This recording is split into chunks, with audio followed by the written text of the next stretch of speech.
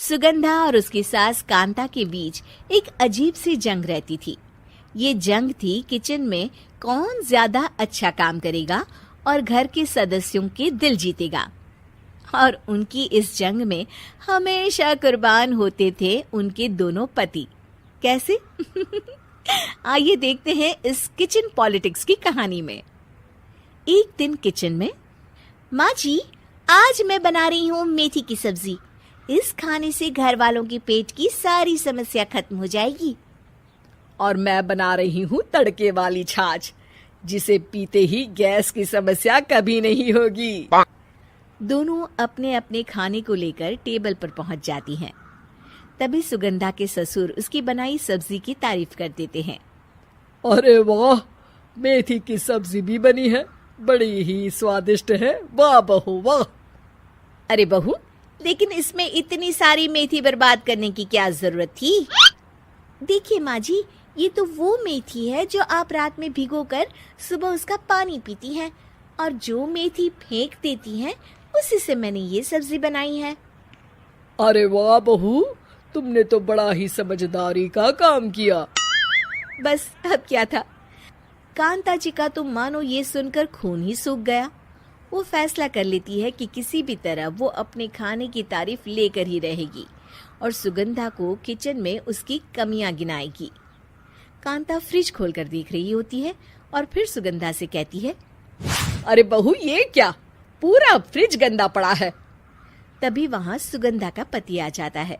वो सुगंधा को डांट कर कहता है, सुगंधा, तुम्हें कितनी बार कह रखा है कि वायरस फैल रहा है, साफ सफाई का पूरा ख्याल रखना है, लेकिन तुम किचन में इतनी गंदगी रखोगी तो कैसे चलेगा।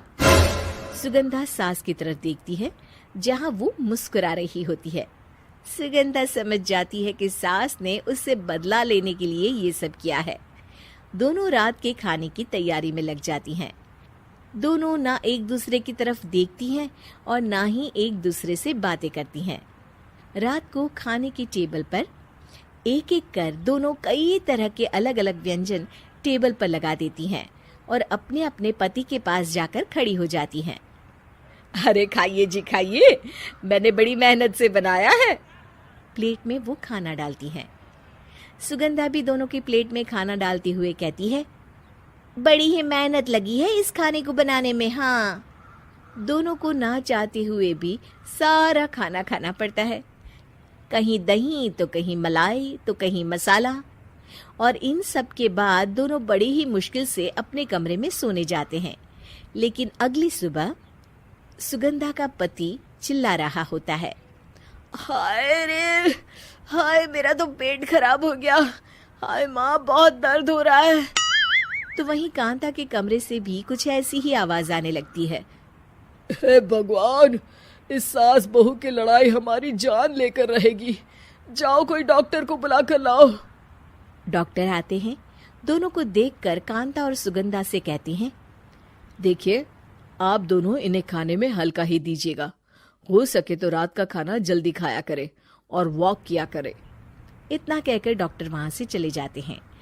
जिसके बाद एक बार फिर से दोनों बहुएं किचन में जाती हैं और खाना बनाने में लग जाती हैं। रात में खाने के टेबल पर दोनों एक बार फिर से खाना लगाने लगती है। पापा जी, मैंने ये पतली मूंग की दाल की खिचड़ी के साथ ये पापड़ और पुदीने की चटनी भी बनाई है। अरे बहू, अभी अभी बेचारे पेट की बीमारी से गुजरे हैं। इतना भारी खाना तो डॉक्टर ने भी मना किया है ना। देखिए, मैंने आप दोनों के लिए सूप बनाया है। और दोनों उन लोगों की प्लेट में खाना डालने लगती हैं।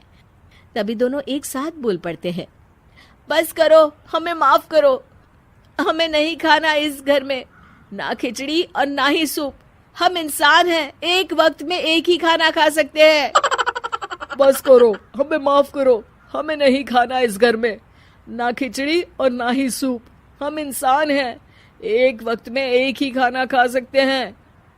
इतना कहकर वो दोनों वहां से चले जाते हैं। कहानी का अंत। आप लोग उम्मीद कर रहे होंगे कि अंत में सब ठीक हो जाएगा। नहीं जनाब, अगर सास बहू के बीच सब ठीक हो जाए तो आप ये सीरीज देखे ही क्यों? तो मजा लीजिए इस चैनल में सास बहू से जुड़ी कहानियों का, क्योंकि ये ऐसा रिश्ता है जिसकी मिठास उसकी खटास में हमेशा ज्यादा ही रहती